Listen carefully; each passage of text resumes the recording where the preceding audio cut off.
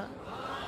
আল্লাহ বললেন পাখির দিকে তাকাও, আওয়ালাম ইয়ারাও ইলা তয়র, কারণ পাখির মধ্যে নিদর্শন আছে না নাই? পাখি নিয়ে গবেষণা করলে পাখির রব আল্লাহর খোঁজে পাওয়া যাবে, ঠিক কি না? এজন্য কোরআনের অনেক জায়গায় আল্লাহ পাখির কথা বললেন, ওয়া আরসালা আলাইহিম তায়রান আবাবিল, আবার কাবা ভাঙতে এলে পাঠাও আবাবিল,